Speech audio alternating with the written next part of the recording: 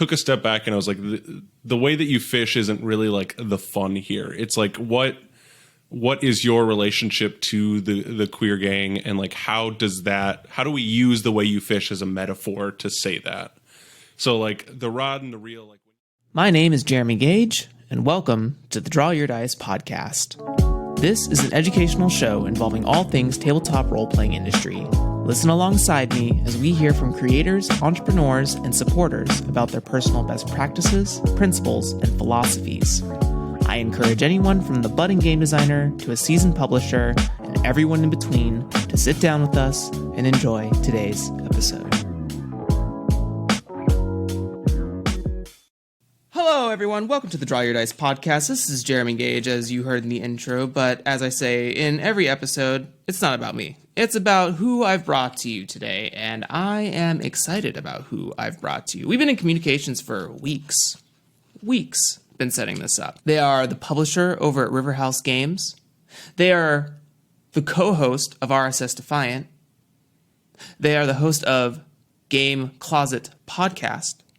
I would like to welcome to the show Taylor LaBresh. You were ready. You knew it was coming. Hell yeah. I love it. Welcome to the show, Taylor. Thank you so much for having me, Jeremy. As always, as I open these things off, for people who may not be aware of who you are, would you give a brief introduction of how you present yourself to the internet and any additional plugs? Because I can't guarantee that everyone will make it to the end of this podcast. So I want you to make money as soon as possible. Hell yeah. I appreciate that. Thank you. So I am Taylor LaBresh. I'm on Twitter at Leviathan Files. I have an extensive library of games that you can go and have fun with over at Riverhouse Games. Wow. Riverhousegames.itch.io. I am also the host of the Game Closet podcast. It's an informal chat show with all sorts of really amazing queer and LGBT plus folks in the tabletop RPG space. And then, like you said, I am also the co-host of the RSS Defiant. We are 4 friends with 2 missions. The first is to have fun, and the second is to objectively rank every single episode of Star Trek Deep Space Nine. Yeah. Hell yeah. And I'm super excited. I am a fan of the Draw Your Dice podcast. A long-time listener, first-time guest. But yeah, and I think that it's like really cool to have shows like this, which is similar to my show Game Closet, where it's like these one-on-one conversations. And I think the thing that I get out of your show that I super love, that I hope people get out of my show, is the kind of like conversational nature of games being the mode of discourse that I like really enjoy and engage in. Because like it's difficult for me to like read RPG theory and be like, yes, ludonarrative discourse, or like, any of these things. Like, it's not very accessible to me, even though I've been like doing games for 5 years, or like playing games for more than 20 now. But like having face-to-face conversations or like listening to people casually talk about things is so much more of like a developmental boon to me than like anything else. So before we jump in, like A, thank you for the opportunity to be on this show, but like B, thank you for like this show, because it's super whips and I love it. Super whips. I've never heard that before, and it's stolen. Yes. No, I feel very similar energies from the episodes I've listened for Game Closet so far. I feel the exact same way. There's this like barrier for me when it comes to more like traditional academia style learning, like absorbing through written articles or I mean, there's definitely a time and a place for reading for sure. There should be people that are reading every day, but I definitely like in an auditory way. I prefer learning.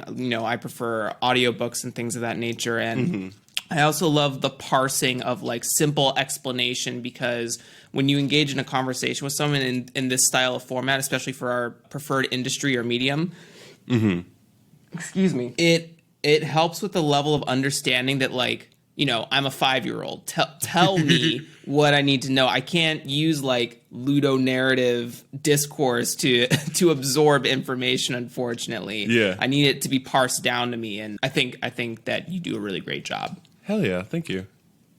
Of course. In addition to that introduction as an icebreaker for the guest, could you also share with us your sort of opening journey of, what got you into the role-playing hobby, and what games or discipline, however you want to coin it, hobby sometimes makes it sound small, and that is not the case. It is an industry all its own. But what also was maybe the first game that sort of got you into thinking about game design or creating content in that space?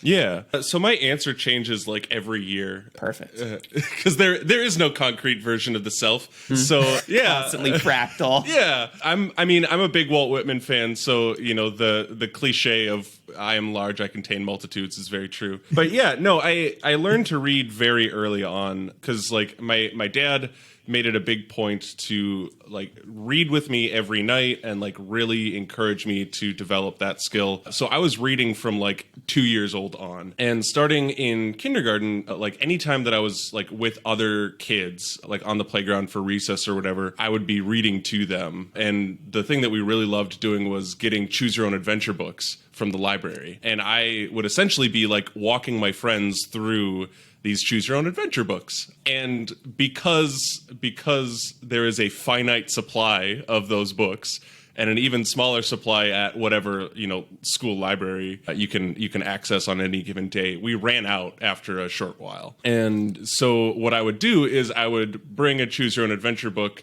and pretend like I was reading from it, but essentially just like make up my own stories on the playground. And so that is like essentially how I got into like the act of doing this sort of like interactive storytelling gameplay stuff. And then so like fast forward a few years to like a summer orchestra camp, and you could see I have my bass behind me, like, so I bring that up because like music and like tabletop RPG stuff is always linked to me, just because I approach the way that I do both art forms kind of the same way, and because they both have like a similar start in my history, in that the summer orchestra camp after 4th grade where I picked up the bass is where like I really started to get into like the actual TTRPG side of things, where it's like, hey, let's play Dungeons and Dragons. Let's play these games like with rolling dice instead of just like doing a choose your own adventure story. And picked that up and ran with it for like a good 15 years. And I was one of those people where I was like,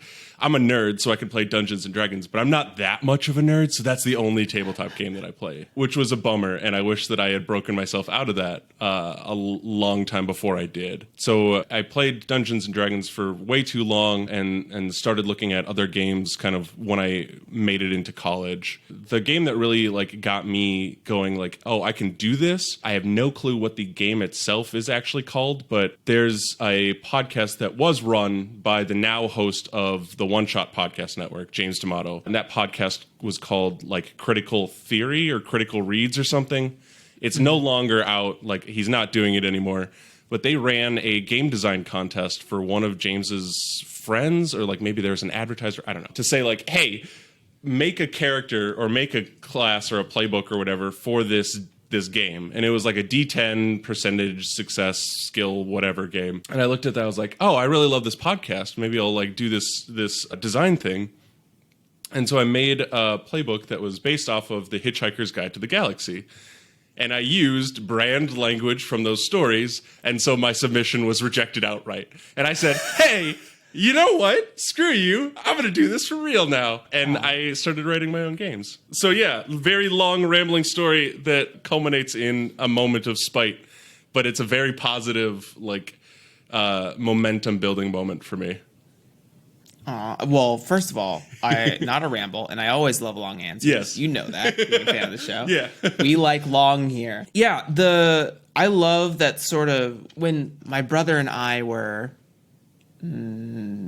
I want to say 3 and 5. My brother's 2 years younger than me. We learned to read through video games. We didn't learn to read through books because at the time, that's when things like Final Fantasy VII had just come out. We were playing games like Saga Frontier, yay for the remaster. But like PS1 and N64 and Super Nintendo were like how we taught ourselves to read, because we wanted to understand what was happening in the game. So all the dialogue boxes and stuff like that. And our mom was a very like hardworking woman, was always gone for like 12 hours of the day, and our dad was sort of like entrepreneurial and ran a lot of like self businesses.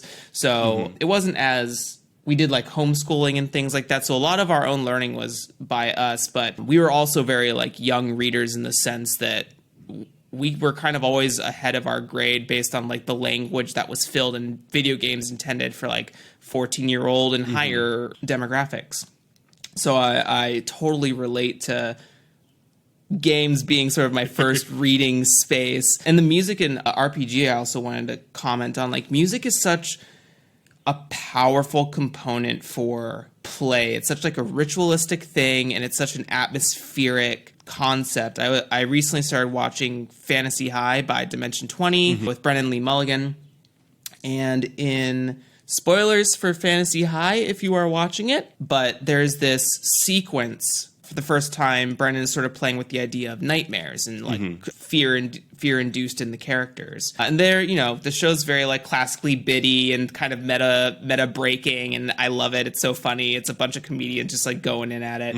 But there is a sequence where one of the characters is in like this tent, and they start having a nightmare, and there's just like creepy figures kind of like stalking them in the shadows of this small single person tent. Like its face is just obscured by a flap of the entrance of the tent, and there's just like this big ominous music that's been playing for like 4 minutes or something like that.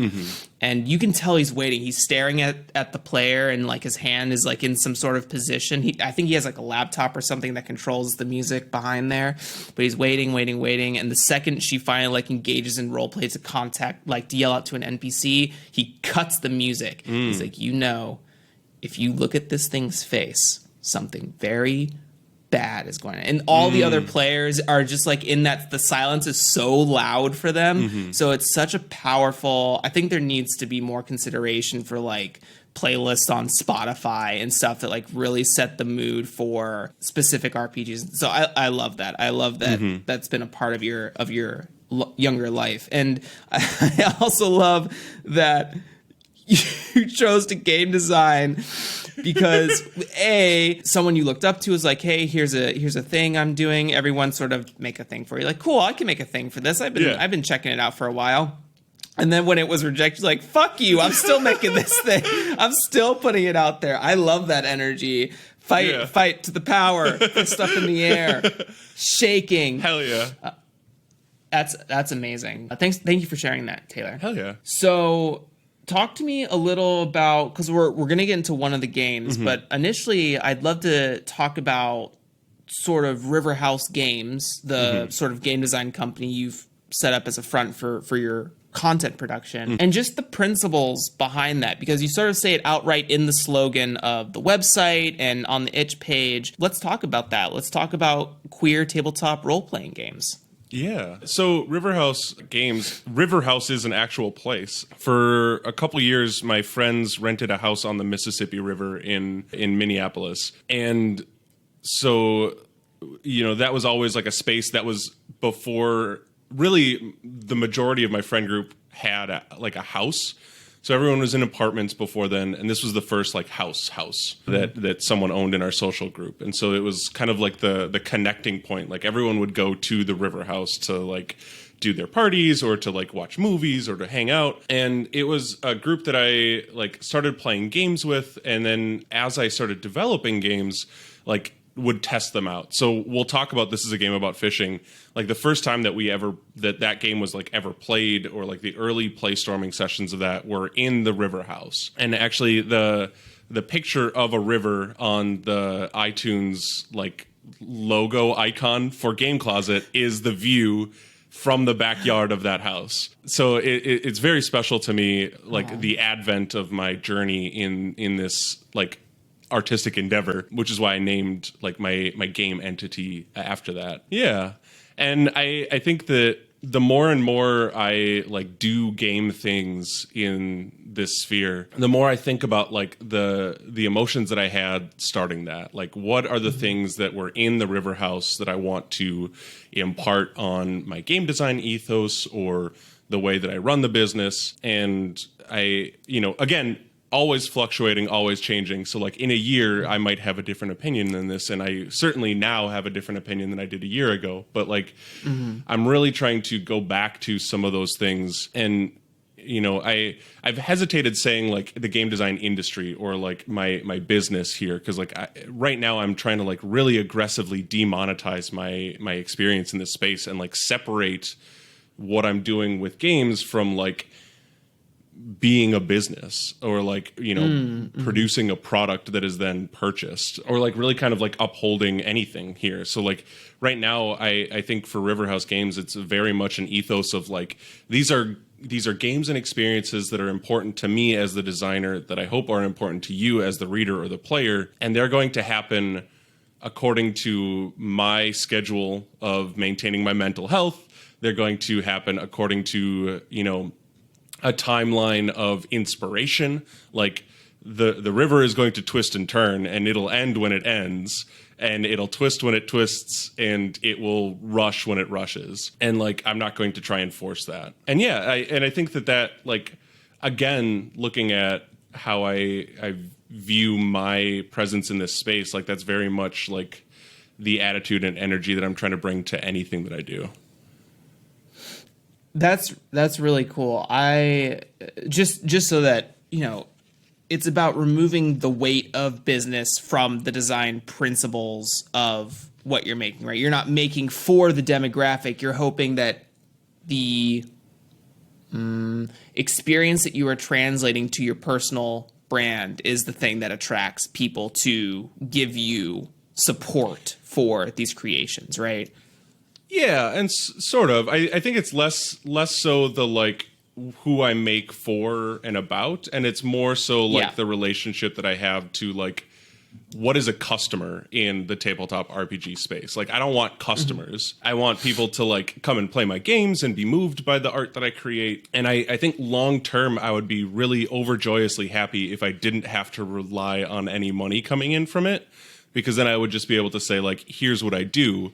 If you want to give me money, great. If you don't, you know, that's also great. Because, like, the thing that I'm really trying to avoid is, like, anyone who's worked retail knows that there's an entitlement to a customer.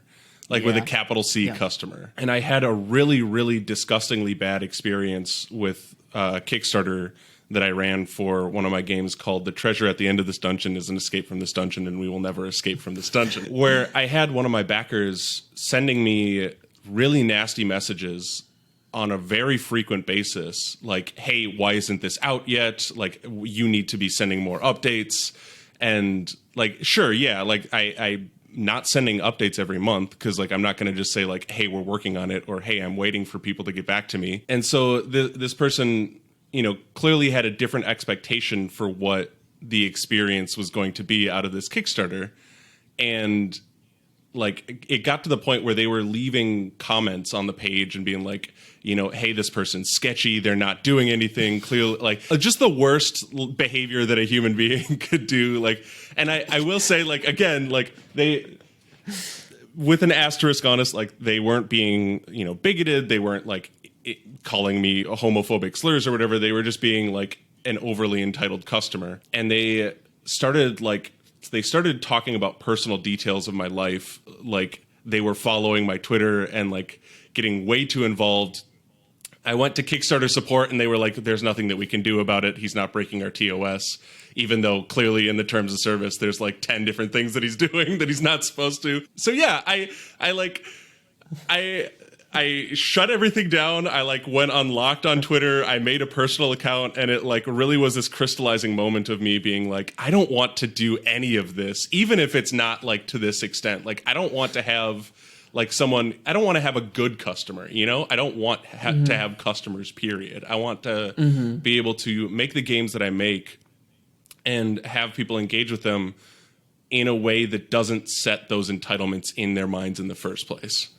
Do you think that is an advent of the Kickstarter space as far as it connects to tabletop games, or do you feel that's sort of like just a common, you know, in relation to games, do you think that's just a common capital C customer thing that you experience on maybe like itch.to or a personal website or anything like that? Yeah, that's a really good question. I think that Kickstarter exacerbates the problems, but like I think that it's really going to be like I said, like I don't want to have a customer, like whether that's on itch, whether that's on Kickstarter, whether that's on like my Patreon, although I think my Patreon is the best example of the customer creator relationship that I've seen so far, in that I have a relationship with my patrons where they just like give me a small amount of money on a regular basis that then adds up to like covering one or two of my bills, and they get everything that I make. Like all of my patrons get early access to Game Closet episodes, and depending on what level you back at, you either get the full like the text of every game that I make, or the fully laid out PDFs of everything. And like I literally had a great interaction with one of my patrons where they upped to a higher tier, which would have given them like some extra stuff. And I was like, hey, thanks for jumping on. Like, thanks for bumping this up. Do you know, what can I do for this level? And they were like, don't worry about it. Like, I just did it because I could.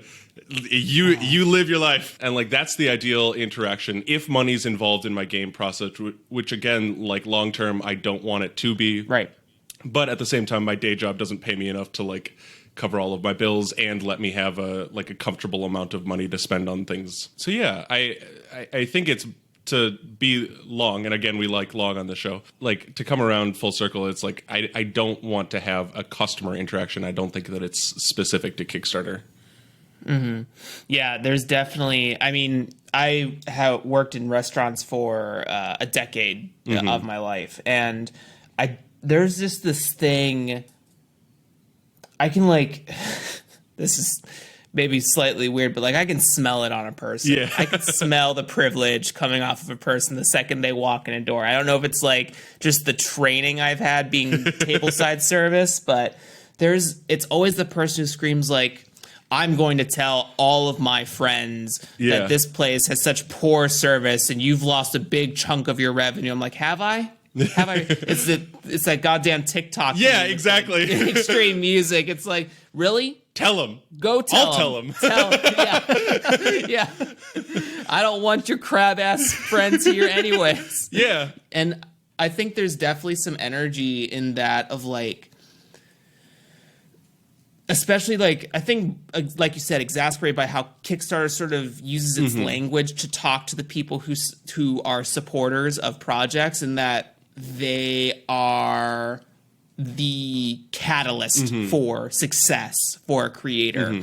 And that really like warps people's perceptions of how a piece of content, product, service is executed upon by the individual who is giving you that, right? Like there's, it's the same as like, do you really know what goes back on in the kitchen? I, as your server, have no control over the temperature at which you cooked your food, but I'm the only person you can yell at. Yeah. So I just think there's this invisible wall where they think automatons are creating product and the only human connection is the error in that thing. Yeah, I totally agree that there's a methodology, and it exists out there for sure. I mean, as you just talked about, a great experience with Patreon, but there is definitely a way to separate yourself and control sort of the demographic. And also, I think what I'm trying to point at here for anyone listening who may be sort of new to this, I don't want to say self-confidence. That's not like the right word. For lack of a more refined term, like this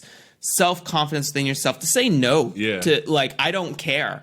There are people out there who care about me. There are people out there who will support me, whether that be close social relationship, intimate relationship, parasocial, whatever have you. But they like what I'm doing. They like what I stand for. They like that I don't make for them. I make because this is an expression of who I am, right? Because game design is still an art form at the end of the day, right? So I definitely think Tracy Barnett is a really great example of people who are like crushing that side of just designing for themselves, putting something out and say, hey, pay me whatever you want. You can have all my games. I don't give a fuck. And yeah, I think that's really cool that you're moving in that direction, and I'm here to support it. I'm here to give it all and tell everyone to go fuck off if they want to be a capital C here. I broke my own PG-13. I'm glad that you brought up Tracy though, because like I have endless respect for the people who can like, because like here's the thing about I love Tracy so much. They were the project manager for Descent into Midnight, which is like the biggest game that I've ever worked on. They were the project manager for the Kickstarter for that, and like we literally would not have even come close to being as successful as we did without their help. But like Tracy has such a genius mind about like the project management and like the not administrative, but like the like behind the scenes stuff of like games. So the fact that they can do all of the game design that they're doing and make it look so casual to the outside observer, like it boggles my mind. Like I do not have those skill sets. So I wanted to make sure that I took a moment to be like, there's so much work that Tracy's putting into all of this, and still it appears that they're doing it in a way that's healthy for them. So like, yeah, I think that's the magic thing. Cause like, if it was healthy for me to like do project management for my games, to like really get into the business side, I would be doing it. Like, I don't want to be a year behind on this Kickstarter, Mr. Dude who messages me every week. Like, neither of us want me to be in this position right now. But like, it took me 5 years to recognize that and like start to demonetize and like de-business my space here. And like, another thing that we haven't even touched on is like, there's privilege in me being able to do that. Like, this isn't my day job. Like, I'm not like, there are people out there for whom this is their food on the table, roof over their head income. And I'm lucky enough that I don't have to do that, because I've proven over 5 years that I'm PG-13. You can say it. No, do it. Give me the F. I'm fucking crap at it. Like, it's horrible. I don't like doing it, and I'm not good at doing it. So I'm not going to do it. Yeah. Yeah. And that's the other thing too, is to consider, like, if, you know, obviously not for you specifically, Ted, but for anyone who like is in the same boat, but they still want to do this as their means to an end, like, figure out how to work in a project manager like Tracy, who can help support, like, form a support team that can give you the leverage to be creative, because game design is still a part of the work that takes time, energy, creative flow, like resources. You know, an indie game designer wears a ton of hats, but I think there's a consideration for, like, when you start to think about business things, also consider, like, can you work with a team? Do you need a team, right? If you're a person who's not good at project management, hire Tracy. If you aren't a good editor, or if you feel like you need some other eyes on it, hire people like Will Yopes or Adam Bass, right? Like, any of those creators out there are people who are able to be support systems. Hire visual layout people like Clayton Notestein, or Nevin's partner Jam, like Dinoberry Jam over on Twitter. Like, I'm doing a total like pitch for people right now. Yeah. But I'm saying there are definitely people out there. Even there is a tax consultant specifically for game designers and game creators out there who understand like what they're looking at and can help you find tax breaks in places that you may have never considered, because art mediums are a hard thing to like wrap your head around taxes wise. So like, find the support system if you want to. They are out there, and you should definitely form it if it's something that you're considering. Great listener. So your experience, what is your, before we get into this game is about fishing, kind of to finish talking about Riverhouse games as a general whole, what experience are you trying to translate through your games? What are you trying to express to people through your designs recently, right? I'm sure that's evolved over time, but what are your more recent principles or experiences in the games that you're trying to capture? Yeah, I think it is that, like, the 2-word summation on the, you know, my website that I haven't touched in forever, like weird and queer. Like, I want games that are weird, and I want games that are queer. And oftentimes those go kind of hand in hand. Like, again, keeping it PG-13, but I do have a more adult game called Let These Mermaids Touch Your Dick Maybe, which is like a game about like how do you have conversations with your friends about like what you think is sexy. And it, like, I won't go into detail about that game just in case, you know, there are any PG-13s out there. But like, it's a game that, like, it doesn't feel like a game, and it certainly should not feel like it's straight. Like, short aside on that, like, there's still I think maybe the thing that like really broke in my mind, like, I don't need to make everyone happy, was someone on Board Game Geek wrote a very scathing review of that game with the assumption that I was a straight man. And like, like, sure, like, if you're reading that game as if me, the author, am straight, it's not great. But if you're reading it being like, wow, this is a gay guy talking how much talking about how much he wants to be gay, then that's where I think it sings. So like, yeah, it's really about like, how do I push myself in terms of like being weird and being queer. I've also 2 years now run the Not a Game Jam, which like going way back to the start of the show, like if I can make something out of spite to be like, no, F you, I think that that's a useful energy. And so every year for those game jams, I really encourage people to be like, make a game that pisses off that person who like calls your games not games, you know? Like do it because they said that it wasn't. And there's a lot of that kind of like running through a lot of the games in Riverhouse. And I feel like right now, the games that I've really written kind of in pandemic, I have 30 games up on the itch.io.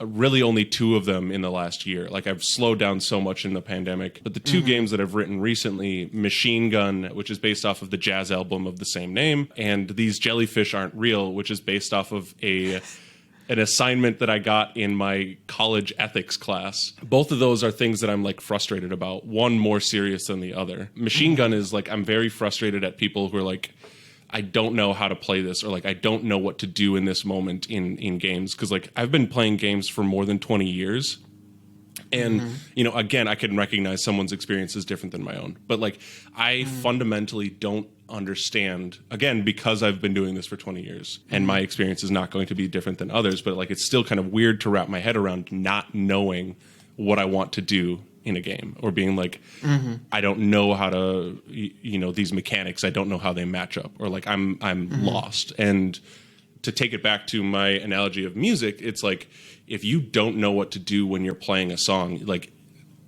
the album Machine Gun is a wall of sound. It's an octet of jazz musicians who just go into the booth and make an atrocious wall of noise. And it's like a middle finger to like any sort of like hesitation in improvisation.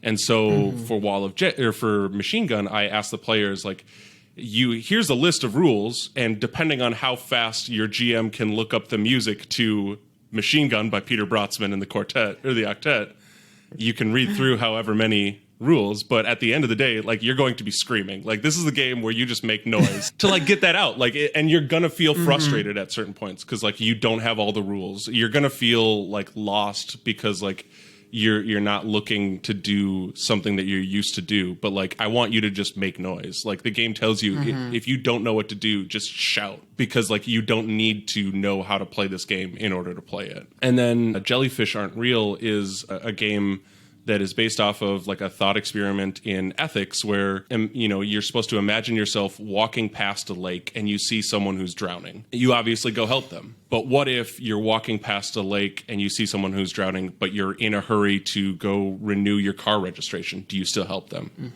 You know, I would say yes. And then that thought experiment is like, keep adding details to find out when you say no.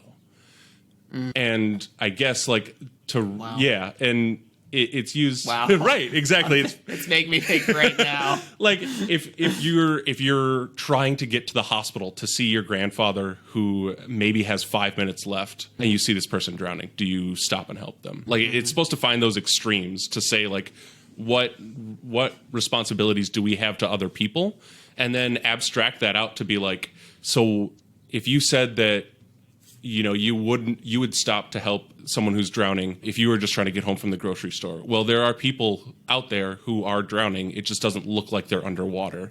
Like, why don't you stop and give money to homeless people on your way home from the groceries? Because like they're struggling for their life. It just doesn't look like it to you. And it's supposed to argue like that we should be doing more as a society to help the people who are struggling. And so These Jellyfish Aren't Real, it was written kind of in the early days of the 2020 election to say like, you know, we shouldn't be looking to see who is the candidate with the most harm reduction. We should be looking to see the candidate who can do the most to save the people who can. And it was my frustration about people who were really trying to argue for Joe Biden over Bernie Sanders or other candidates on the basis that, you know, for whatever political basis. And so that's, those are the things that I'm looking at in terms of like my game design now, to say like, what do I want to create, and like, how can I express these things that I wish people knew about? Mm-hmm. Yeah. Wow.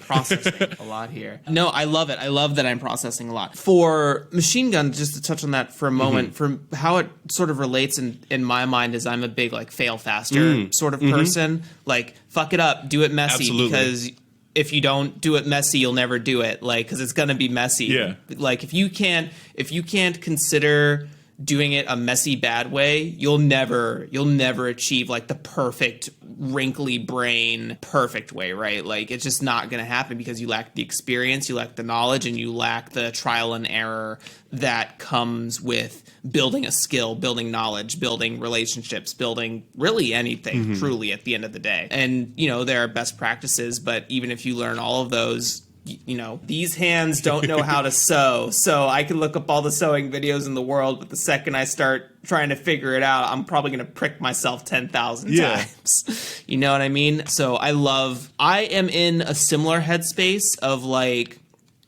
when people, I think the more direct thing when it comes to games is that it's that loss of the child inside sort of thing when you're playing games. Like, you feel embarrassed or hesitant because you're not sure what the right like move is here to improv or to execute gameplay, right? In a way that doesn't cause you shame or guilt. And I'm here to tell you, just play the game. Just play, right? Figure out what the rough parameters are, and then just roll with it. I think people are willing to help you too. Like, I like to be the person at the table that like role plays extra hard just so some other people will role play, right? Like, I'll contort my face, I'll put on a really rough voice, and I'll just start screaming. And everyone's like, whoa, dude, chill. And I'm like, hey, how about you hype up? Yeah. You know what I mean? Release, dude. So Machine Gun is very cool. I love that conceptually and experientially. Yeah. As far as Jellyfish, these jellyfish aren't real. I love that you are producing something that talks about thought experiments that kind of that aren't challenging enough for people. Like, I think people thought experiment all the time, right? We talk about hypotheticals with our partners, with our loved ones, our intimate relationships, our personal relationships, our parasocial Twitter relationships, twitter.com, but they aren't always challenging. They're always like the safe conception, right? And I love that this one specifically talks about like, are you going to help a person who's struggling? What are you willing? It's kind of like also examining like opportunity cost type things. Like, what are you giving up by like the grandfather examples? Like, it's probably going to take you 5 minutes to save this person. Is that something you're willing to exchange, right? Because one thing I think is important to note about that sort of theoretical is that you're giving something up to do something else. For me, like, my grandfather lived a long life. I got to hang out with my grandfather for 89 years. And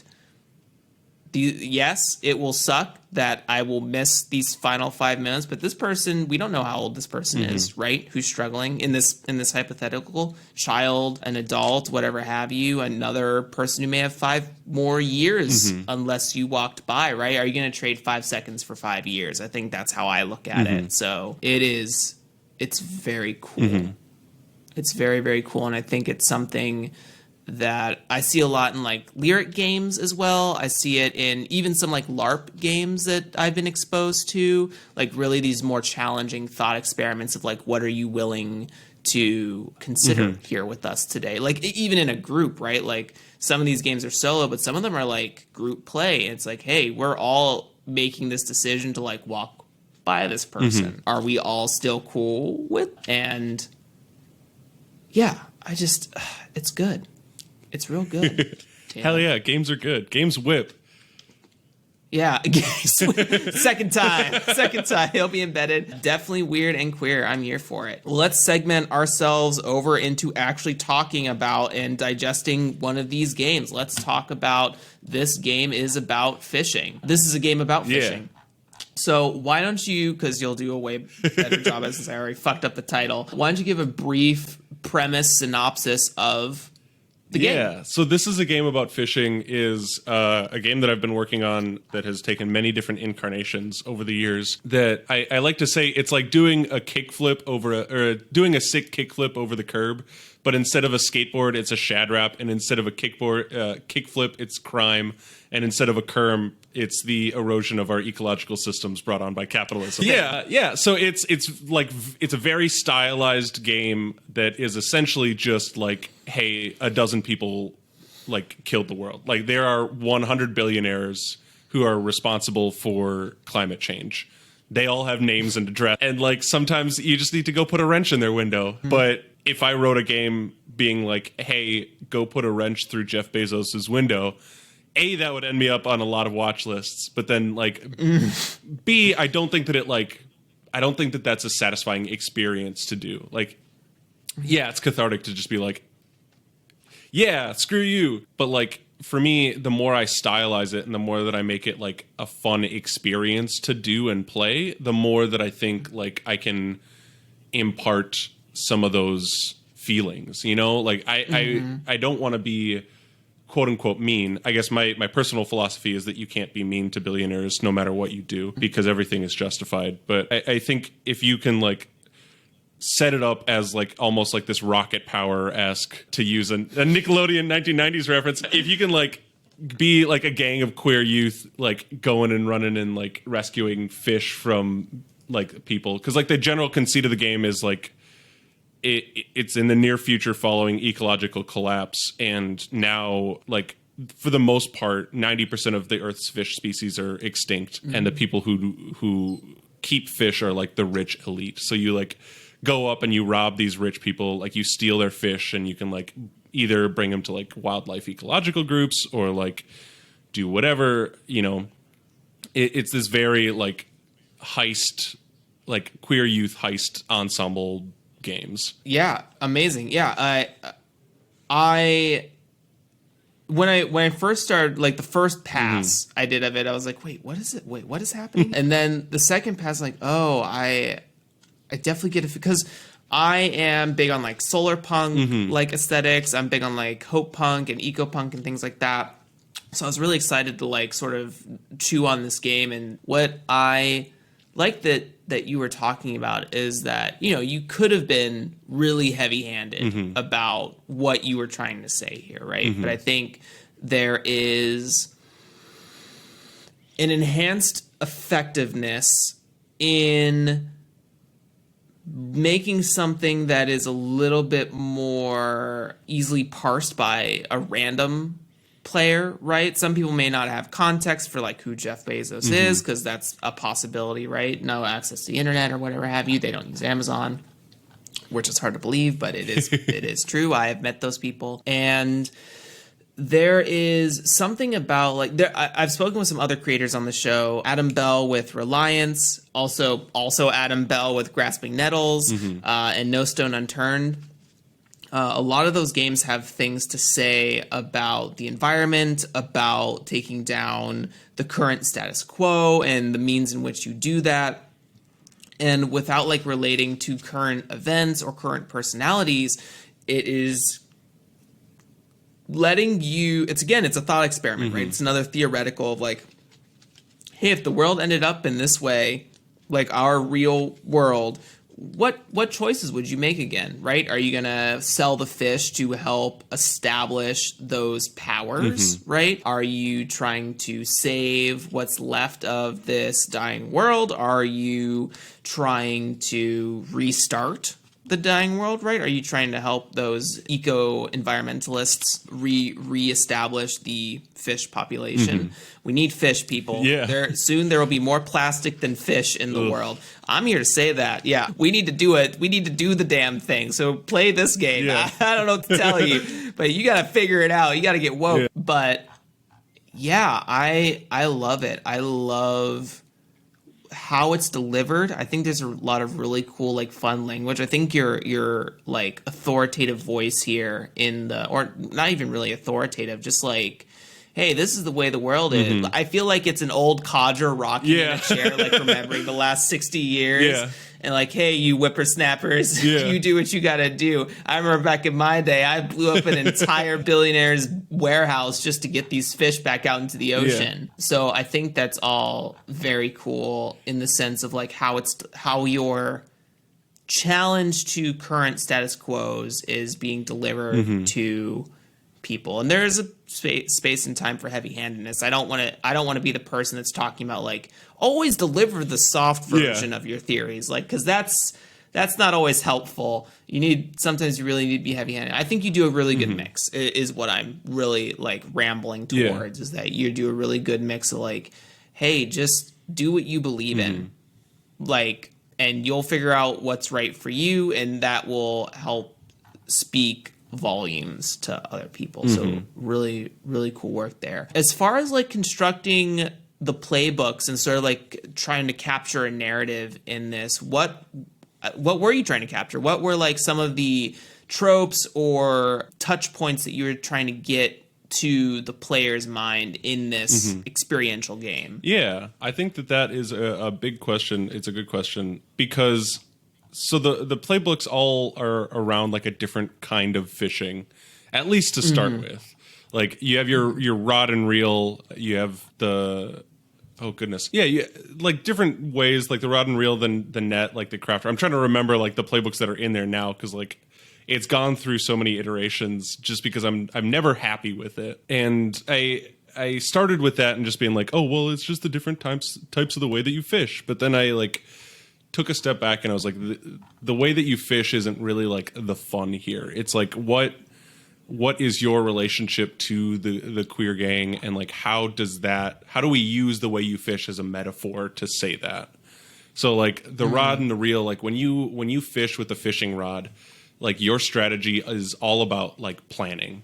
Like you need to know where you're fishing. You need to, for the most part, have the right gear. You know, obviously you'll get success, you know, with whatever you use, but there are ways to like really optimize how you can catch a fish with a rod and a reel and a lure. Like, do you want to go top fishing? Like, what kind of rig are you tying? Like, are you using bobbers? Are like the length of your reel, the material it's made out of, all these things go into like what kind of fishing you're going to be able to use. Like if I'm standing on the shore and fishing, it's going to be a lot different setup than if I'm like on a boat trawling. And so the rod and the reel is definitely like the person who's there to like set up things, to organize, to inspire others, to lead. And then if you look at the knuckles, which is based off of a practice in That's me.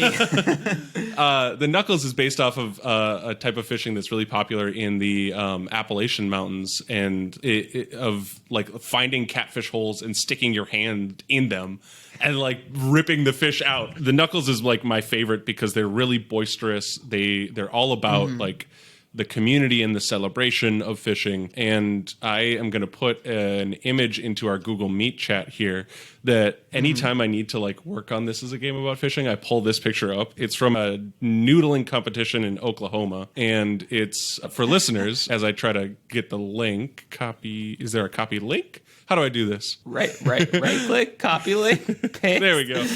That's how Mac tells me. Yeah, so it's this very cute person who has an extremely enormous fish. That just links you to the article. I'm here for it. I see it. There's copy image location. So it's this person with a giant fish slung over their shoulder and the biggest smile that I've ever seen on anyone. And like that's the kind of feel that I want to get with this game. Like taking a big step back and looking big picture, like I think that there's room in the conversation, and I think that there's value in all of these queer games that are like essentially like, hey, you and your lover are about to die. Express your true feelings to each other. Or like, hey, you're a queer ghost and you have to like go through and explore your death or something. Like all of these things I think are very cathartic and emotional, but like I don't feel like they have the impact on me that a piece of queer joy can produce. And so that I'm seeking with this as a game about fishing to create opportunities of queer joy, but also still like be like, hey, the world's fucked up. you know? And I look at that picture every time I do it, and I want to make sure that those playbooks, to answer your original question, those playbooks all have tools in their tool belt to both be joyful and indulgent, but also kind of make a comment on the larger situation. Yeah, I think there is sort of this, I don't want to say trend. It's not a good word here but I think there is this focus on like the ending or the big moment or the climax of something, instead of like letting you, like, it focuses on the peak of play versus like focusing on the plateaus of play, right? And I think sort of what you're talking about is that you want sort of that peak to maybe be like pushed down a little bit, and the peak can come from like the role play in of itself between that table. But I think there's something about like letting that experience ride in waves the whole time that you're sort of experiencing this game, which I think is very cool. It is definitely a style of design that I think this might be the first time I've come across in a game. I think also Gordy Murphy's Apotheosis also has a sort of like wave feeling to it. But I love it. I love that is sort of the intent of letting the experience be the whole thing rather than like these key moments. The key moments kind of come from the role play of the players and like how they manipulate the systems and mechanics of this game and the prompts that you provide to give those peaks. I think it's great. I think it's really eye-opening for me in terms of like how I feel about my own designs. Yeah, hell yeah. Thank you. Yeah, of course. So this is sort of like a belonging outside belonging hack, right? As it says in the books. I make that up.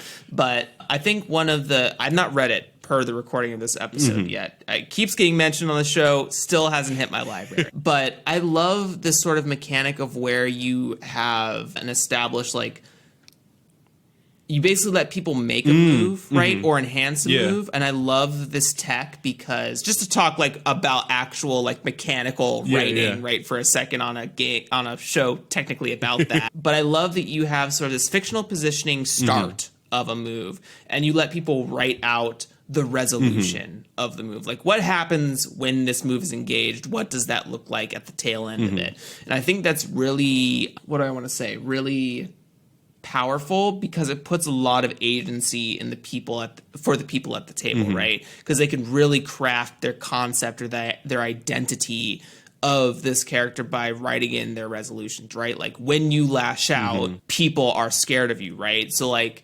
not only is that mechanically effective, but now you've made a decision about the type of persona you're encapsulating for your playbook, right? I am an intimidating fighter, and maybe that can harm my relationships. Maybe that can help in like sticky situations. It has a lot of other layers to it when you decide that's the outcome of that move. And then you also have included like when you have cycled through all of your shared moves, you also add additional resolutions to those things. So it's always like this shifting character, like this growth. I think what I'm trying to say is that there's this like kind of character development baked into that system. Is that a belonging outside belonging thing? Is that something you sort of added on? Yeah, so that's something that I kind of added on. I think the DNA from belonging outside belonging games or no dice no masters games are more in terms of the flavor build of the playbooks, which I think is the strongest suit of belonging outside belonging, where, you know, the building a playbook to me is very fun because I get to say like, here are all the options that you can use for like inspiring in your mind how you are going to use whatever the moves are for the playbook. And I think the moves are maybe secondary. Normally for belonging outside belonging or no dice no masters games, like you have a list of moves and then there's a token economy. So you can say for your strong moves, you will have to spend a token, but you can do things that are maybe, you know, more quote unquote narratively positive. So things like in Apocalypse World, I think there's a move that's just like shut someone down that spends a strong move. And then there's like weak moves where you'll gain a token that you can later spend that open you up for like quote unquote narrative complications. And I like those. I've never had an issue with those playing in belonging outside belonging games, but like I feel like, again, like similar to how I'm trying to like demonetize my experience in the industry of role-playing games, like I want to deplatform the game's mechanics as like the focus of a game, and I want to maybe emphasize, I want to like emphasize the quote unquote non-mechanics part. And I put those in air quotes because I've had like multiple people recently tell me like everything in a game is a mechanic, even if it's just flavor text. Like, and I want to say I trust you to like play the game, positive or negative. Like I have faith in you that you understand narrative story beats and can run a game like that. The game here is not the token economy. The game here is creating a story together with your friends, and I trust that you know how to do that. I'll give you everything else that you need to do that, but I'm not going to tell you how. Yeah. Wow. What an interesting way to hack something, right? Because, you know, for me, until literally right this second, I've always considered hacking like literally ripping an explicit mechanic from a game and remixing it, right? But this concept, this principle of design, and that you're just trying to capture the feeling or the experience and hack the experience of a game is very interesting to me, like very, very interesting to me. I think I can even like think about some games that have done this, like not off the rip here. I can't name anything off the rip, but I know my mind is telling me you have read games that have done this exact thing you're talking about. You're just only being like awoken to the astral beast in this moment. But wow, that's really interesting that was your intent behind this in developing these explicit mechanics, right? And I've also recently been hearing this as well. I think my interview with Nevin Holmes, which just came out per the recording of this episode, sort of opened my eyes to Adira Slattery, who is also a great designer, who talks about both explicit and implicit mechanics, explicit being actual like rules or procedures, and implicit being like flavor text, setting things, and how your voice parses down the information to the players of the game. And there's definitely a ton of like implicit mechanics in here too when you talk about communities and breaking the law and scoring big and going fishing, and all of those things are both implicit and explicit. So I guess what I'm pointing to here is that you have effectively sort of merged the two. Like I couldn't tell you, looking at your game, what is explicit from implicit, right? Like, and I think that's more of a trend of prompt-based games, like Belonging Outside, Belonging, No Dice, No Masters things. I think Dream Askew and Dream Apart also do this, but again, not games I have read, not have hit my library yet, so I'm sorry if I fucked that up, creators of Dream Apart, Dream Askew. I will read the game, I promise. I am just first figuring out Twitter. But wow, like really, really big claps for this is a game about fishing, because I think you've executed on hacking experience, hacking the experience of a game really well. So for what I know about it, that's really cool. Like great job, Taylor. Thank you. Yeah, of course. Any final comments about like sort of the principles behind, like you say you keep messing with the game every now and again. Is there sort of like a principle that's keeping, like, what's not sort of settling? Yeah, I think the thing that's not settling for me with this is, I mean, we made a joke about it. There is no concrete image of the self, where it's like, and I say that as a joke, but also like totally true, is that like as I grow and change, this is a game about fishing is the thing that I think to me is maybe the thing that I'm most proud about in games. And like I want to continue having it maintain that status in my mind. And the idea of finishing it means that it's static, and it will, like, if I finish it and I say there is no more change to this game, then if I change and the game doesn't, there's a risk that I like look back and there's contradictions or things that no longer ring true. And so when I first started it, the first build of it was like a dice pool. And so you could have your skills, and the more points you had in a skill, the larger dice you would roll. And, it also existed as a Powered by the Apocalypse game at one point, and then now into this kind of hack of Belonging Outside Belonging. And I think the thing that I want to close out on this is something that I'm just starting to get into now, which is having it not really exist as one static thing, but more of a, and I think this is very in theme of fishing, more of a tackle box. So like it is an umbrella of tools that you can use to play games of this is a game about fishing, but like depending on the gear that you choose to do it, your game is going to look a lot different mechanically than someone else's. So I want to write little modules and hire people to write little modules to like change the way that the rules work in different ways. So, I mean, we talked about Tracy Barnett. I hired Tracy and they wrote a very beautiful like lyric poem of This Is a Game About Fishing that like, if you want to play This Is a Game About Fishing with this poem, like you should be able to. And I've hired people to come in and write playbooks that change how things work. And I want to add modules like stealing the scene setting of Questlandia, which I think is one of my coolest, like one of the coolest things in RPGs is Questlandia. I think everyone should read it. I will never shut up about how much I love it. It's by Hannah Schaefer and Evan Rowland. Again, that was one of the games that really got me in when I was first early starting to get into indie games. I love that game so much. So like stealing the scene setting from that, stealing like, you know, I want it to be like if people do want to roll dice, like if the move resolution system is too vague, because like I definitely acknowledge that like again my experience is different than your experience maybe, that like I don't have an issue improvising and role playing off of something that isn't very structured, but like if someone needs that, they shouldn't not be able to play my game.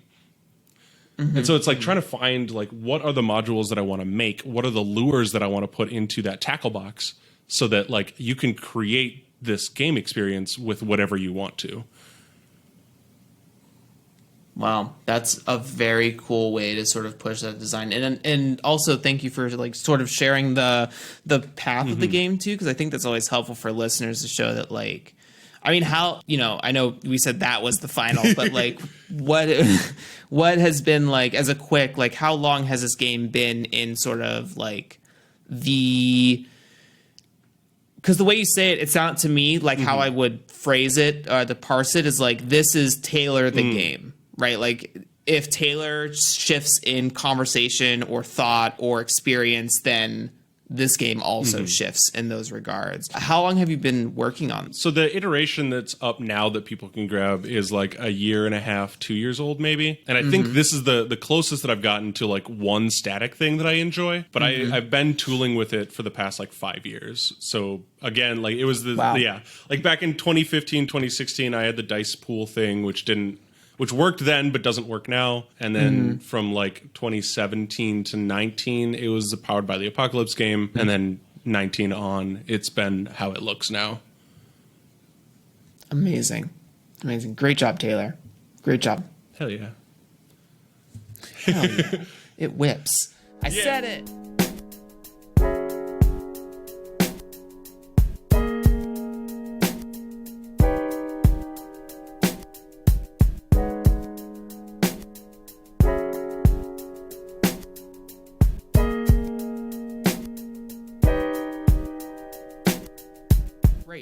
So this is, as always, these last two bits, the first one being the trend section, Taylor. Hello, welcome to your first lightning round. So as always, as I ask every guest in this show, in its current iteration of how I digest information to people. Digest? No, give. One of those things. One of those things are true. Yeah. You decide. What are some trends that you are seeing that are blipping up in your social circles, your social commentaries, Twitter, Discords, friends of game design or anything like that you're seeing are really cool for the space? Maybe is there a trend out there that you find is being a little bit detractful and you want to caution people against approaching?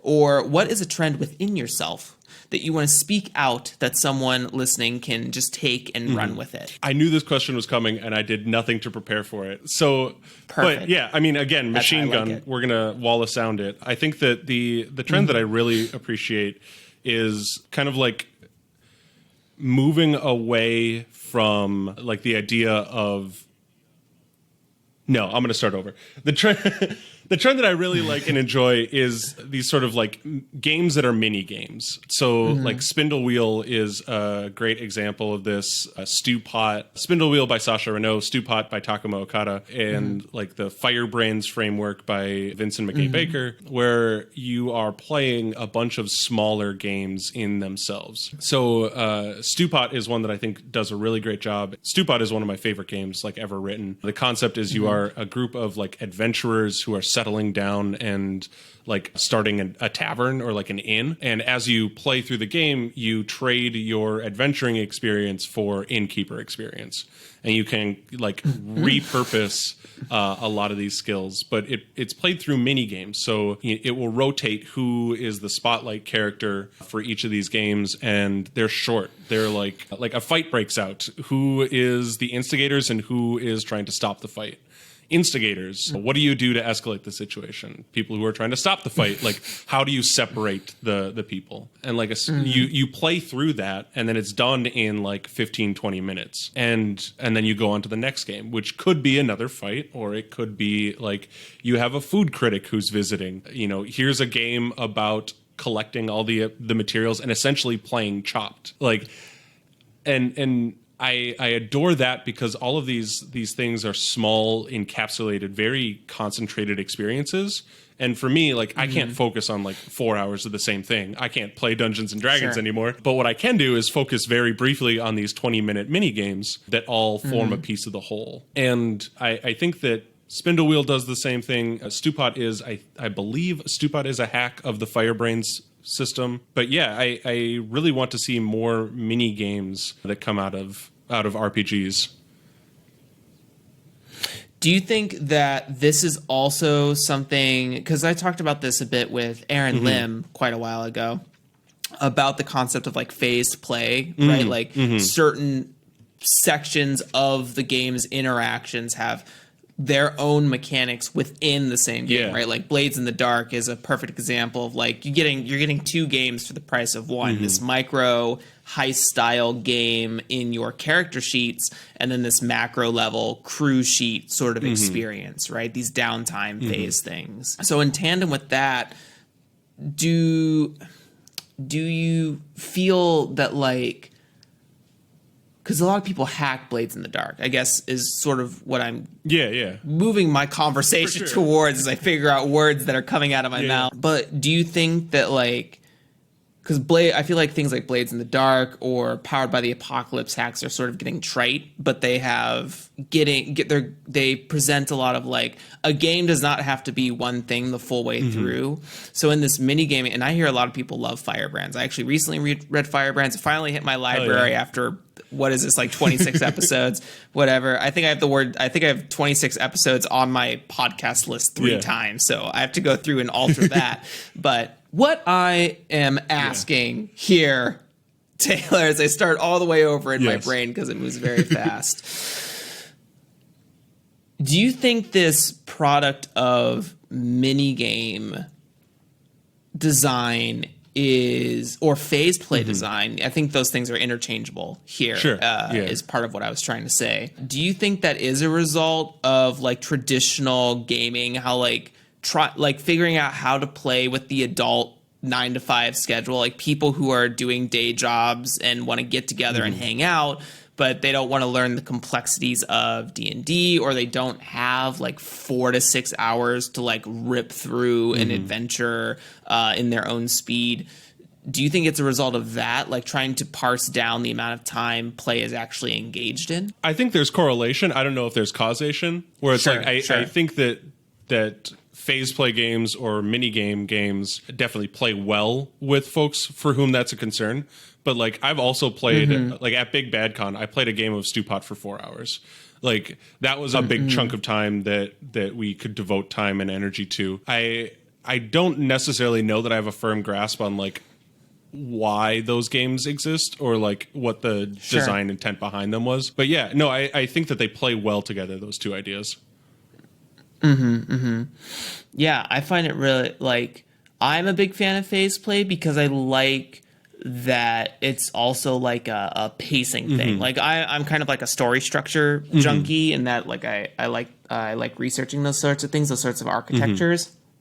And I find it interesting that, like, when I think about D&D, it kind of has two phases. It doesn't talk about it, but D&D has two phases. It has role play and it has combat. And the combat portion is real long, and then role playing helps break up that pacing. So, what I'm saying is, I think it's intrinsically wanted by players at the table, and so when there are games that help facilitate that pacing, say, hey, when you're done with doing this, take a second, take 5, look through your character sheets and start making some faction decisions on your downtime phase, right? Like, take a breather from having to, like, role play fast, right? I think there's also room for experimentation about, like, slow and fast role play. Like, you can be a little bit more methodical about what you want, right? You can, like, retcon some things.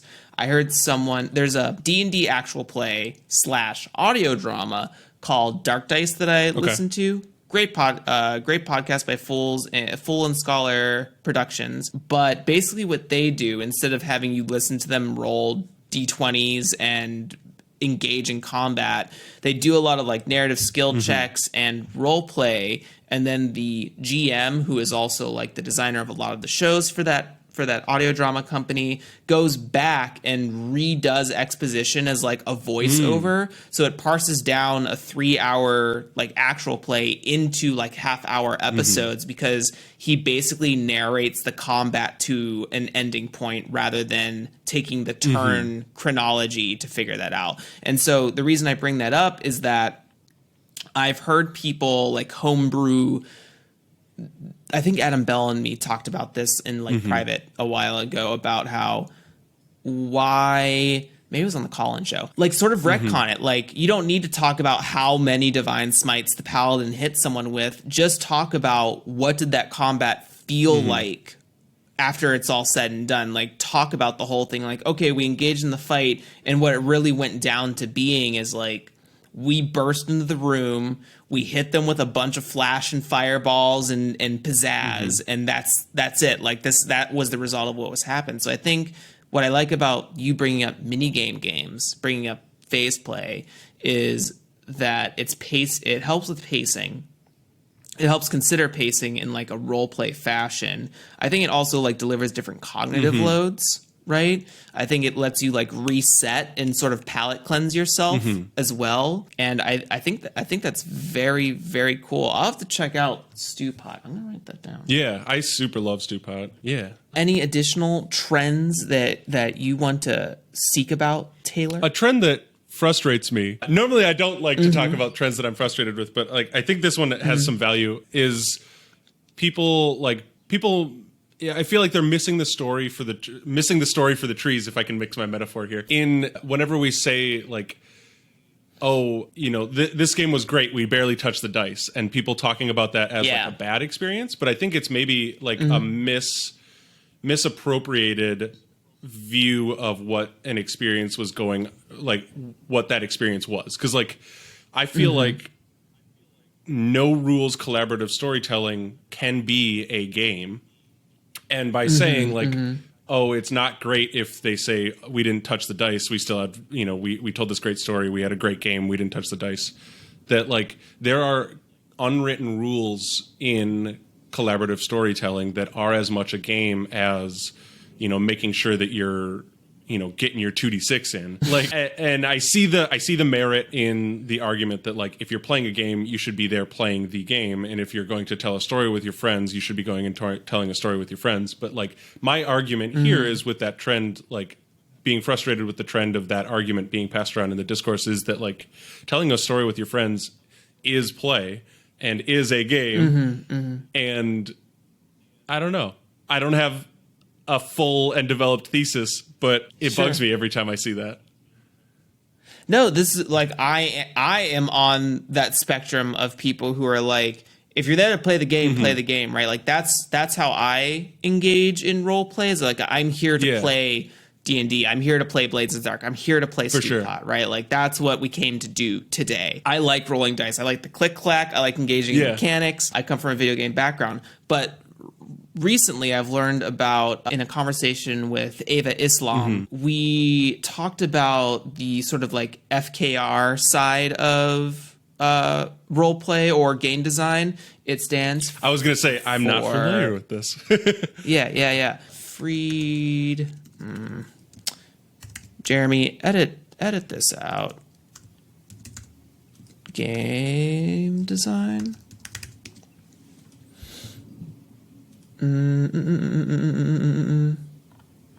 Where is it? Freed. Oh, it is on my phone. Stand by, Taylor. I just want to make sure I get this word right because I don't just want to say FKR. Yeah. Let's see.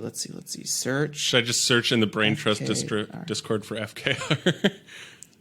No, I actually have my own Discord where we talked about this, which you are more than welcome to join now that you're I mean, you were always welcome, but now that you're an alumni, it's kind of demanded of you. Hello, connect. Freed. Why won't it search my messages on my phone? Free Kriegspiel Revolution. Thank you. There it is. Power of the internet. We're back in it, Jeremy. Claps. So, yeah, would you say that for me one more time, Taylor? Is it Free Kriegspiel Revolution? Yes, that's the FKR sort of culture of game design in which it is really just like the meat of it is that you're just designing a character by writing down like 2 to 3 traits or qualities. It might be something like really good at fighting, really good at tying your shoes, really good at making a cup of coffee. And then you just go. You just start having like negotiation style role play where you're engaging with the fictional environment, you're putting up these theoreticals, and then you see how those traits or qualities help adjust those things. And so, I was also of the mind, like, are you playing a game or are you just playing improv at the table when you're not engaging with the getting your 2d6 in, right? And not to say that I was closed-minded about that experience, but one wasn't the other. And I think that discourse sort of inertias or orbits around like D&D. I think that the biggest thing is like, that's not how you play D&D. You play D&D by rolling a D20 and engaging with those pass-fail mechanics. And if you didn't do it, you weren't playing D&D, you were doing something else. Sort of that like gatekeepy sphere. I think that's like because I see that similar conversation. I think it comes from those sort of like gatekeeper spaces as well that like leak out into other thought trains, right? And so I totally vibe with what you're putting out there of like, hey, we always have to ask ourselves, what is play? What is actually play? Is that engaging with the D20, or is that engaging with fiction and narrative, or is it engaging with thought experiments that you enact upon when we talk about excuse me, when we talk about character bleed and playing LARPs and those sort of experiences as well, right? I think that's a really cool thing that you brought up, and I think it's sort of like a re-examination of the self. I think it's definitely good to put it out there because like, oh, I've also been that person who's like, you're not playing if you're not dicing, but is that actually true? Yeah. And I'm gonna I think. Oh, sorry. Go ahead. Go ahead. No. You're the guest. I'm gonna compare it to music again and being like, if we're thinking about that sort of conversation, like it's kind of like if I were to play a piece of classical music, like if I were to be in an orchestra and play Tchaikovsky, and I said, yeah, that concert went great, I didn't look at the music once, that would be bad. Yeah. Like I cannot imagine a concert in which I was not asked to leave the musical group for not looking at my Tchaikovsky music, But like if I'm playing in a jazz group, I might get bars and chords rather than musical notes on the page. And I can still look at that and be like, okay, well here I'm playing in the key of A, and it's up to me to decide what notes I get to choose to play, as long as it's in the key of A and kind of in the same rhythm as everyone else. And if I say, oh yeah, that concert went great, I didn't look at the music once, like that's a different conversation than the Tchaikovsky experience. And then even further, if you're looking into music like free jazz or like avant-garde, like if you're looking at Machine Gun, like I will admit I'm not familiar with the tablature of Machine Gun, but like if you're just there and you're creating a wall of sound, like it doesn't. I can do whatever I want with my instrument, regardless of key, regardless of note, regardless of rhythm. Sometimes, and like creating an experience and a piece of art there, and using that example, if I say, yeah, that concert was great, I didn't look at the music once. It's like, of course you didn't. Why would you? Like, and so like I want to still say that there's value in that kind of conversation of like, you know, how much do you engage with dice mechanics, with, you know, whatever, versus how much is like going off of your own collaborative storytelling is, you know, I say this a lot, good and bad don't mean anything, but it's a different conversation depending on like what the game is and what the games that you're playing. So like I say all of that to be like, I really respect like people who are like, hey, I'm here to play the game and we're going to follow these mechanics because that's the experience that we're looking for. But I also want to push back against the trend of like a lot of people kind of maligning that response to not touching the dice.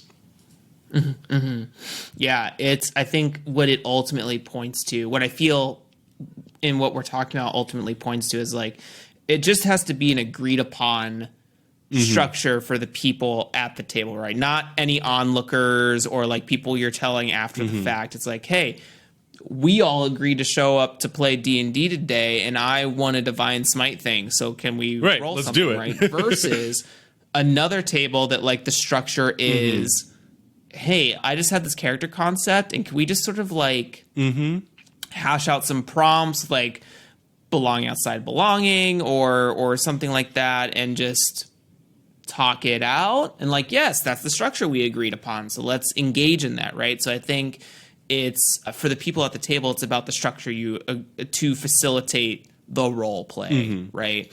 But all versions are valid role play, just as all versions of those beautiful music examples you gave us are music, because you agreed upon, like, today I want to listen to freeform jazz, no matter how crazy that sounds to other people, right? Because to you it is still music, because it still engages in the components of music play, whether that is a orchestra and symphony or just a wall of brass and string and keys, right? And percussion.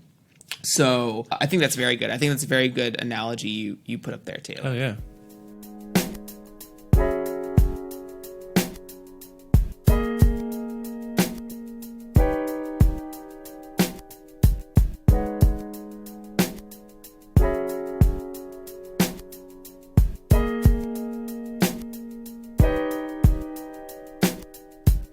Lightning round, TLDR tip. Taylor, usually I roll dice here, but I think that I am slowly, because I keep rolling fours, if you've been listening to the show, I use different dice every time. So I am now trying to structure more of my tips to get in a particular person's expertise or field, because I think that's more beneficial than asking a random question. So Taylor, in sort of, I know this is probably going to be really tied to your personal perspective and experience, and not every game is made for every individual, but I am someone who likes to eat up a lot of different things. So in sort of thinking about queer play, right? I had Paulino Caputo on a while back. We talked about their experiences with trying to engage in their perspectives and their experiences and getting queer play out into the field. I think Adira does very similar things as well with her works.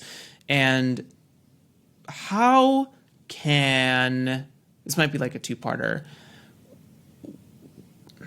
I don't want to ask what defines queer play. That's not the question I'm trying to get here. But that's like the thing that keep, like, is this the simplest way to parse that out? No, it is not, because it's not the correct way. But what is sort of like, how do we support queer play, right? I think in both, and the reason it's two parts, like both in the vein as being a queer person, which I am not, but, you know, then I think about like what is it to be straight, and am I actually like in my own way queer, right? And this isn't the, like, I don't want to say it to diminish anyone else's like transition of a queer experience, but I'm like, you know, what is this fluidness? How do I support that? How do I I am a person who by traditional means is straight, but I don't like think in that context. I just think that my attraction is towards female presenting, right? So like how do we support queer play in our role play, right? And regardless of mechanics, right? Like how do we come to the table? How do we come to an understanding? Like how can I be a person, right, to support actual plays, streams, podcasts, like those sorts of things? How do I come to the table and present a character that helps facilitate that environment?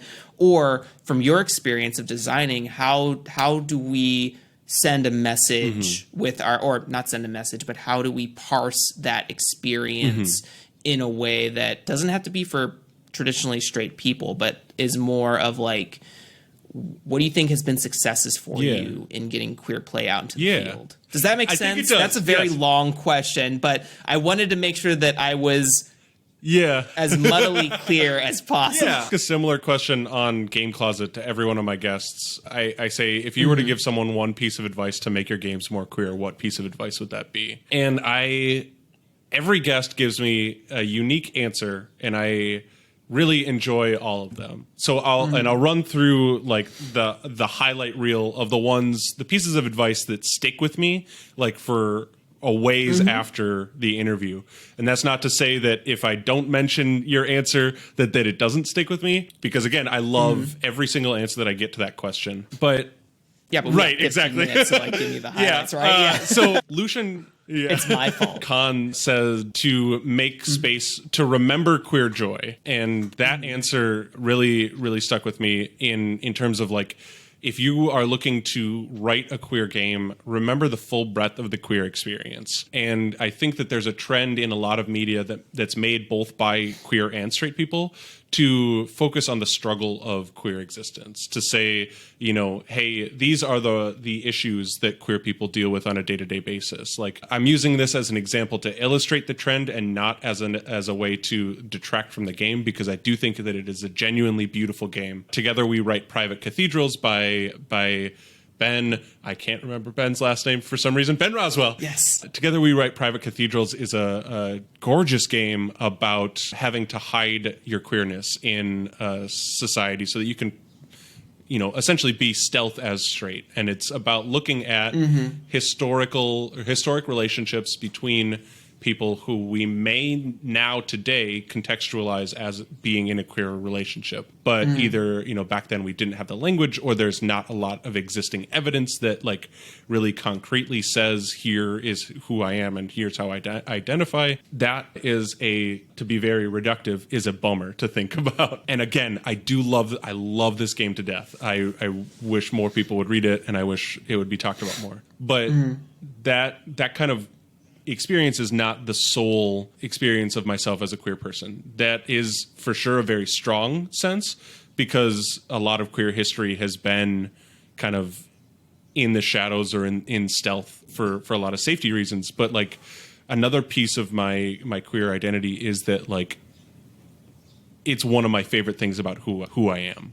Like my being queer brings me so much joy every single day, and the joy that I get from my queer friends, the joy that I get from, talking about being queer, about reading about being queer, about, any sort of that experience brings me more happiness than a lot of other things can do.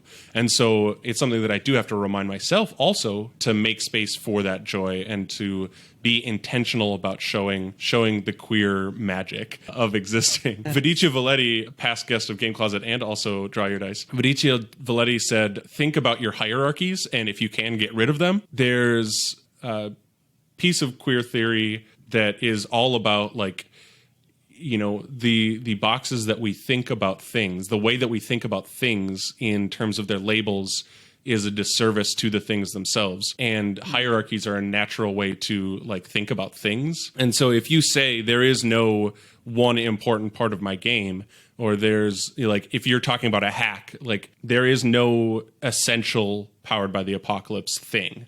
Like there are a bunch of things in Powered by the Apocalypse. There's a bunch of things in Belonging Outside Belonging, but not one thing makes those things that thing.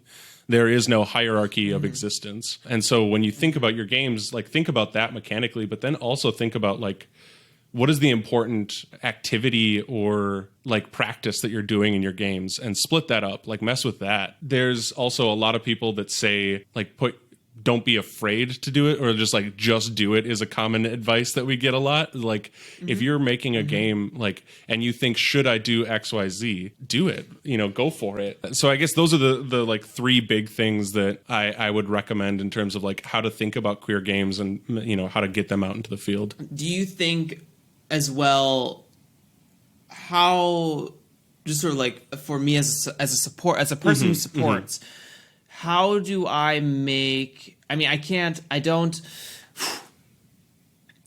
think I have the capabilities to write a queer game or even write queer components. And I don't mean that like I wouldn't want to try. I mean that as in that if I did it, it would probably be a disservice to the conceptual existence of that space, right? I feel like as kind as I could be at executing it, it would be like a C- in comparison to like other things, right? So how can we support, maybe not necessarily queer play, right? I'm not trying to invent queer play, but how can I bring queer identity, right? How can I help allow fluidity in my game design to support those persons that exist inside of my setting, inside of my mechanics, inside of or what are your ideas? I guess is the more tame question. My ideas on that are many and varied, but I think back to, I was on a podcast called the My Gay Agenda podcast, and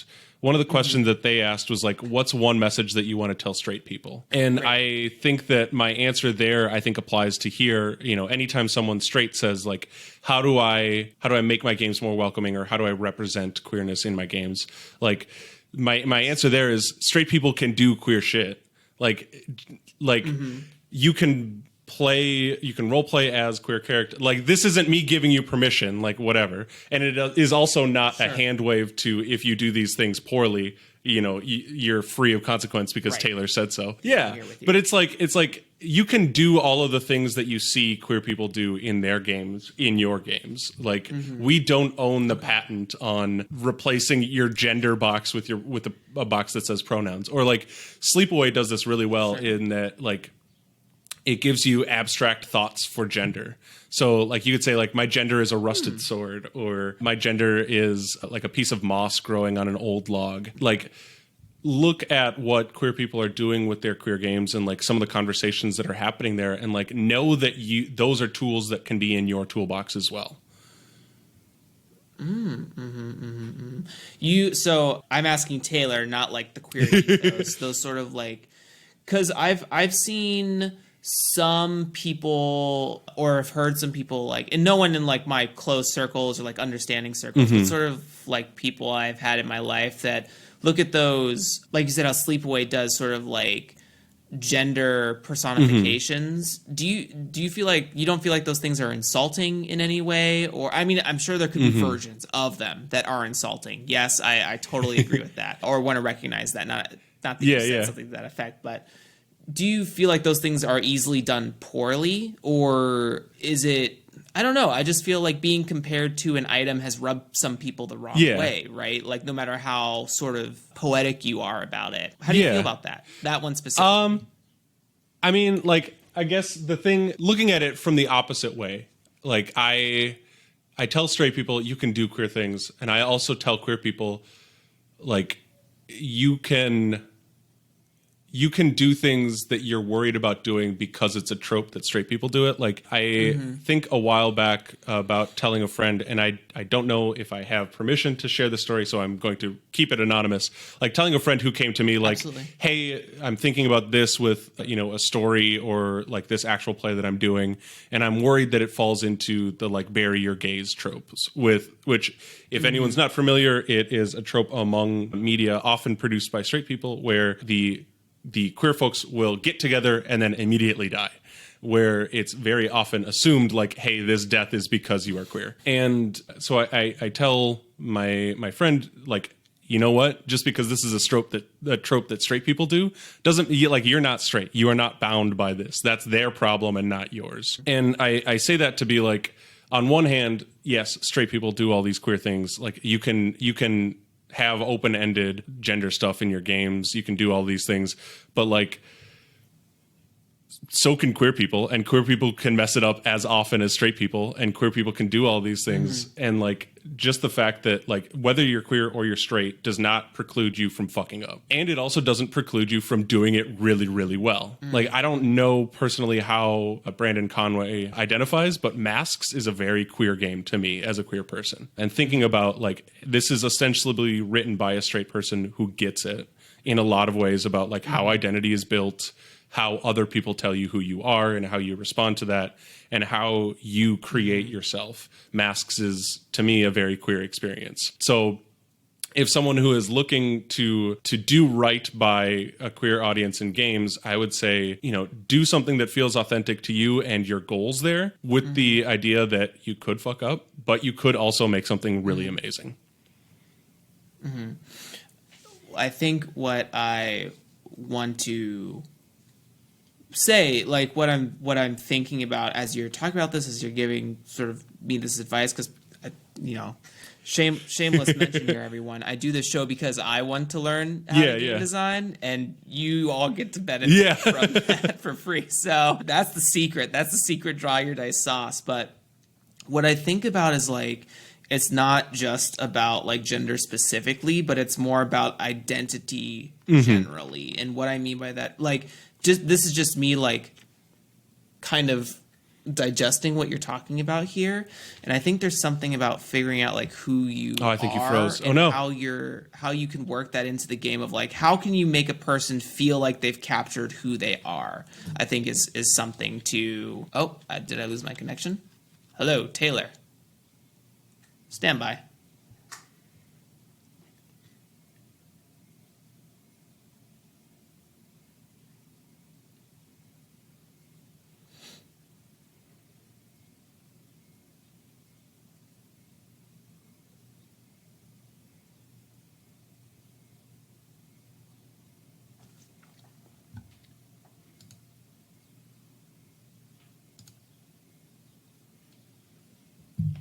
Did I freeze or did you freeze? Is the question.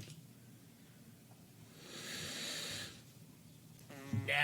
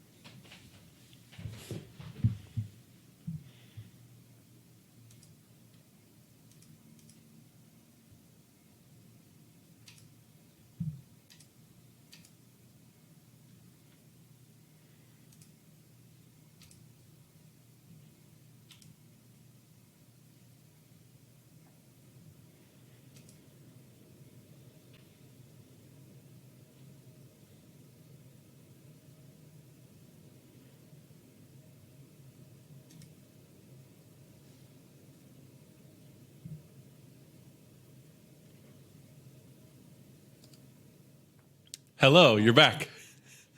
Jesus. That's my sponsor, AT&T, saying. What I was saying is that I think that there is an idea behind identity generally, in that, like, are you facilitating someone to truly come to the table with their concept in mind and make that happen, right? Like, are you providing the tools to let someone be expressive rather than keeping to a limited set of options, like male, female, dragonborn, half elf? Like, there's so much more to a person. So allow people to express those details, right? Like, how do you present? What sort of relationships are you looking towards, right? Like, how can you write those things down on a paper, put them in a document, and help lead people to say, like, what are you interested in? How do you want to interact with this fictional space with your avatar, your vessel, right? So in just sort of talking about, like, listening to what you're sort of like laying on me and thinking about the things that you're saying, I think for me, as a straight person, as a traditionally straight person, it's about providing the chance for identity molding, right? Like, and I mean that in like as fractal as a way as possible, not just like 2 or 3 options. Or like, what kind of clothes are you wearing? What's your hair like?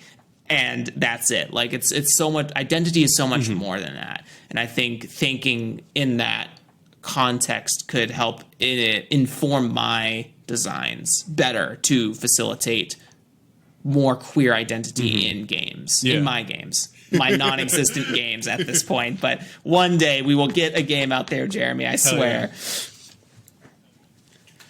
Does that make sense? Like, is what I'm saying, is that something that you feel is like a good like distillation of what you're saying here? I think so. I think there's one level in which you could ask, how do I let my players represent who they are and tell the stories about who they are? And then I think that there's another level which, and again, to borrow from Viditya, like there is no hierarchy between these two levels. They exist separately, laterally. There's another level where it's like, what is the play experience of this, and how can we, like, how does the play of this queer game, rather than how do I represent my queer person in it? I think it's the conversation is different depending on who you are. The conversation between us as individual creators is a lot different between, should I be focusing on how people can represent themselves, or should I be focusing on the play experience, creating a play experience that speaks to queer people, than it is for, because like one of my pet peeves is the Queer as a Three-Sided Dice panel at Gen Con every year, which is usually hosted by like Green Ronin or Paizo, and it's like a bunch of company HR representatives or game designers talking about how their game is really gay because in one adventure you can play a gay farmer. And so like No. I don't want to detract from like the fact that yes, it is great in these large, quote unquote AAA companies that there is queer representation in some of their published materials. But I do not think that those experiences speak to what I'm looking for as a queer tabletop role player. What I'm looking for is more of these Together We Write Private Cathedrals, Sleepaway, Stew Pot, these games that in their experience themselves are queer more than you can play a queer character in them. That's good. That's good stuff, and I'm glad that you brought up that panel too. I think it's like don't just label a small part of your game with the one word from the LGBTQ acronym, right? It's so much more than that. So I'm glad you brought and that I will up. say like those panels are great. They allow people who are queer in those larger companies a platform to celebrate that queerness. Like they're run by Crystal Frazier is usually there, and I think that generally I like her a lot. Tanya DePass has been on those, and I love Tanya so much. Yeah, they're not always not great, but there is more than one of them where I left more disappointed than I was expecting. Good, great, good. Well, we are at the 2-hour mark. We're at the Taylor. It is Saturday as we record, and there is so much more Saturday to be had. I want to thank you so much for being here today. You have brought so many cool things to my mind, so many cool things that have really truly molded me as a designer in this moment. Where can people find you? Where can they get in touch with you? Where can they buy your things again? Self-promo plugs, all these links that Taylor is going to share with us will be down below in the show notes for your access listeners. I am on Twitter at Leviathan Files. You can grab any number of games at riverhousegames.h.io. The thing that I would really appreciate everyone doing is listening to Game Closet, an informal chat show with all sorts of queer and LGBT plus amazing folks in this space. And check out the people who I have there on as guests, because they're all wonderful. And you can also listen to the RSS Defiant to listen to us talk about Star Trek Deep Space Nine. get the inside taste of who Taylor is at any given moment. Once again, thank you so much, Taylor. For everyone who's listening out there, I have been molded today, and I hope that you have as well. I love listening to these sorts of conversations and really, clamming up and getting my nose into it. So thank you, everyone. Thank you, Taylor, and we will see you in the next episode. Say bye to the people, Taylor. Bye to the people, Taylor. Bye. Bye. All right, that's a wrap. Thank you for taking the time to sit down and hang out with Taylor and I. We really appreciate it. You can find links and resources down below in the show notes, such as getting in touch with Taylor or other episodes with similar topics. If you want to be a part of the conversation, please come and join the community Discord server. Also, make sure to subscribe to the Draw Your Dice Patreon, where you can get access to early releases of episodes from as soon as we interview. Thanks again for stopping by, and as always, I will catch you next time.